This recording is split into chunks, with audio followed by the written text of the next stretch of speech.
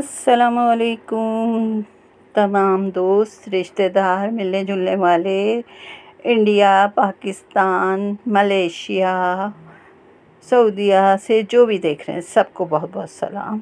और क्या हाल चाल है। आज बहुत ही मज़े की एक डिश लेकर आए हैं आपके सामने, टमाटर गोश्त की। रेसिपी बहुत ही आसान है, हमेशा की तरह। यहाँ मैंने 1 कप घी डाल के और उसमें 3 पाव मटन डाल दिया है। पहले तो आप इसी तरह स्टार्ट कर दीजिएगा, ठीक है। इसको आप तलना शुरू कर दें। ये तो फ्रीज़ हुआ हुआ है, थोड़ा टाइम लेगा, तो इसलिए मैं तो जल्दी वाले काम करती हूँ। तो अब जब ये थोड़ा सा क्या बल्कि काफ़ी हद तक खुल चुका है घी में, बेचारे को इतना गरम गरम घी लगेगा, खुलेगा नहीं, सोचने की बात है। तो इसमें मैंने हल्दी और लहसुन अदरक का पेस्ट डाल दिया। अब इसमें हम इसको ज़रा भून लें। इसको ये बहुत इतरा रहा है, इसे ज़रा भून लें आप अच्छी तरह से, ठीक है। अब डाल दें इसमें साबुत गरम मसाला, और ये है तकरीबन 1 टेबल स्पून भर के ले लिया।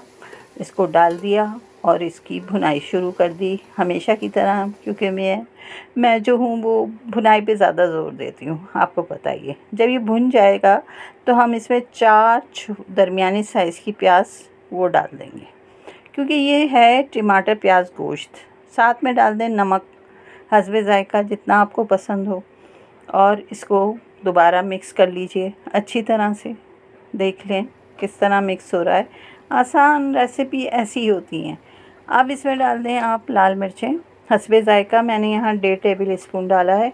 आपको इससे कम चाहिए तो 1 टेबल स्पून काफ़ी है, क्योंकि इसमें आगे जाके हम हरी मिर्च भी डालेंगे। 1 टीस्पून हमने डाल दिया है पिसा हुआ धनिया। अब हम इसको दोबारा मिक्स कर लेते हैं अच्छी तरह, और इसके बाद हम इसके अंदर डालेंगे 4 टमाटर बारीक काट के। देखते हैं टमाटर, देखें ज़रा क्या फुलझड़ियाँ सी बन रही हैं इनमें। वाह वाह वाह, ये मुझे वीडियो बनाने के अब नए नए शौक़ पैदा हो रहे हैं। अब इसको आपने अच्छी तरह करना है मिक्स, और इसको ढककर बिल्कुल हल्की आंच पे रख देना है। ऊपर वेट रख दीजिएगा और इंतज़ार कीजिएगा कि गोश्त गले और ये जो प्याज और टमाटर हैं ये हमारे सॉफ्ट हो जाएं, और बहुत अच्छी तरह हम इनको पका सकें। इस तरह थोड़ी थोड़ी देर में आप इसको चलाते रहिएगा, देखते रहिएगा। मैंने इसमें चम्मच डाल दिया था, क्योंकि मेरी एक टिप है, आपको पता है, गोश्त गलाने की। तो जब मुझे लगा कि अब देर हो रही है तो मैंने वो 2 चम्मच इसमें डाल दिए थे। मुझे ये था कि बकरे का गोश्त है, जल्दी गल जाएगा, लेकिन नहीं भाई, अब ये थोड़ा थोड़ा गल गया है। अब इसके बाद क्या करना है, इसको दोबारा हमने इसी तरह से पकाते रहना है और देखते भी रहना है। फिर इसमें हमने 4 से 5 हरी मिर्चें काट के डाल दी हैं।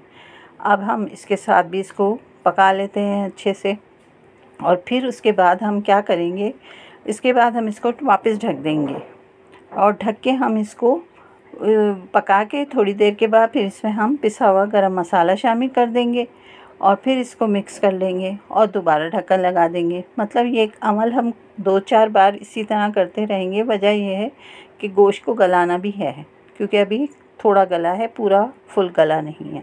अब आप इसमें डाल दें अदरक। इससे ज़्यादा अदरक पसंद है, इससे ज़्यादा डाल दीजिए, जायका उससे भी बहुत ही मज़े का हो जाएगा। अक्सर आपने होटलों में इस किस्म का सालन ज़रूर खाया होगा। अब इसको आप दोबारा ढक दीजिए, और अब इसकी दोबारा जब ये मुकम्मल गल जाएगा तो हम करेंगे शदीद किस्म की भुनाई, गज़बनाक किस्म की भुनाई। आपको पता है ना कि भुने बगैर तो मुझे कुछ अच्छा ही नहीं लगता, मैं सबको भून देती हूँ वैसे।